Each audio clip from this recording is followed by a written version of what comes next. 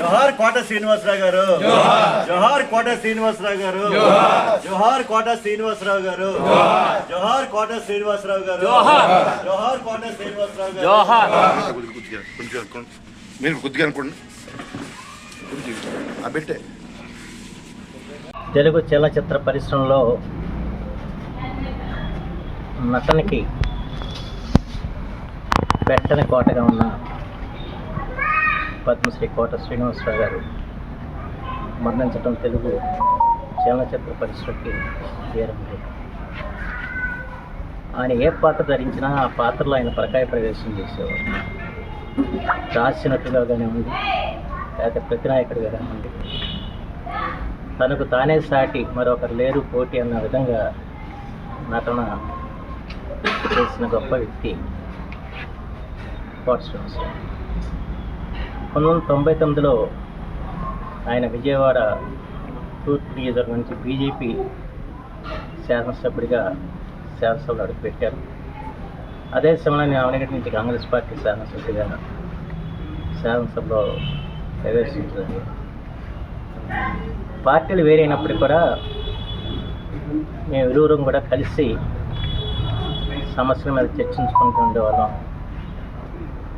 ఒక భావ సారూప్యతతో ఇద్దరం కూడా ఆ రోజు పనిచేయటం జరిగింది. అయితే నాకు ఒక గొప్ప విషయం ఏంటంటే 1వ తరగతి నుంచి 10వ తరగతి వరకు తెలుగుని విధిగా బోధించాలని చెప్పి ఒక అనధికార తీర్మానాన్ని నేను శాసనసభలో ప్రవేశపెట్టడం జరిగింది. అయితే సహజంగా అనధికార తీర్మానాలు ఎప్పటికో చర్చకి రావు. అనుకోకుండా అది చర్చకు వచ్చింది. సరే, నేను ప్రతిపాదించిన భావన దీన్ని బలపరిచే వాళ్ళు ఎవరు అన్నది చూస్తే ఎవరు కనపడతల్లా. ఆ సమయంలో నేను కోట శ్రీనివాసరావు దగ్గరికి వెళ్ళి ఆయనతో చెప్పే ఇట్లా సంగతి దీన్ని మీరు బలపరుస్తూ మాట్లాడాలని చెప్పి ఆయన వెంటనే లేచి అత్యంత అద్భుతంగా తెలుగు భాషను ఏ విధంగా పరిరక్షించుకోవాలి, తెలుగు భాష గొప్పతనం, విద్యా విధానంలో తెలుగు లేకపోవటం వల్ల జరుగుతున్న నష్టాన్ని ఆయన సవివరంగా వివరిస్తూ అద్భుతమైన ప్రసంగం చేశారు. ఆ రోజున ఆ అనధికార తీర్మాన ఫలితంగా ప్రభుత్వం ఖచ్చితంగా తెలుగును బోధిస్తామని చెప్పి ఉత్తర్వులు కూడా జారీ చేయడం జరిగింది. అది మర్చిపోలేని సన్నివేశం, మా ఇద్దరికి ఉన్న గొప్ప బంధానికి అదొక నిదర్శనం. శాసనసభ్యుడిగా కూడా ఆయన ఎంతో ప్రతి సమావేశాలన్నిటికీ కూడా హాజరవుతూ ఉండేవారు. అలాగే జిల్లా సమీక్ష సమావేశాల్లో పాల్గొంటూ ఉండేవారు. ఆ శాసనసభ్యుడిగా తన యొక్క పాత్రని తాను చక్కగా నిర్వర్తించిన వ్యక్తి కోట శ్రీనివాసరావు గారు.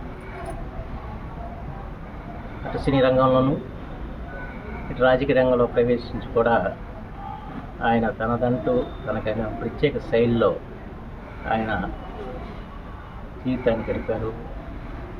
ఇటీవల కాలంలో ఆయన బాగా వృద్ధాప్యం చెందడం జరిగింది.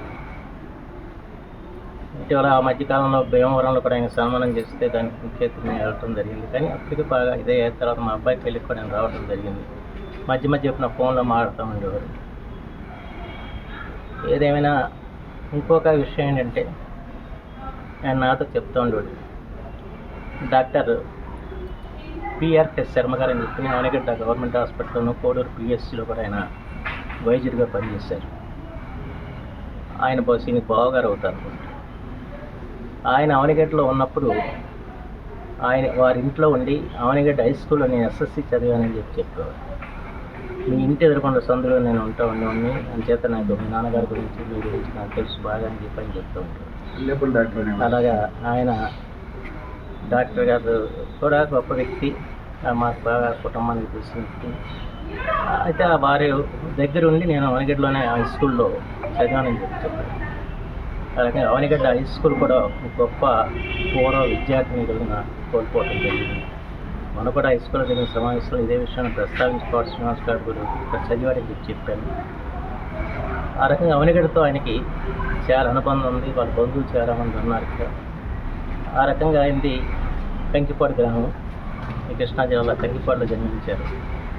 అలాగే ఆయన తర్వాత నాటక రంగంలో విశేషమైన ఖ్యాతి గడించి ఆ తర్వాత సినీ రంగానికి వెళ్ళి సినీ రంగంలో తనకంటూ ఒక ప్రత్యేకమైన ముద్ర వేసిన వ్యక్తి కోట శ్రీనివాసరావు గారు. ఆయన లేని లోటు చలనచిత్ర పరిశ్రమ తీరేది కాదని నేను భావిస్తూ వారికి ఆత్మశాంతి కలగాలని భగవంతుడు ప్రార్థిస్తూ వారి కుటుంబ సభ్యులందరూ కూడా నా ప్రకారంగా సాగు తెలియజేస్తున్నాను.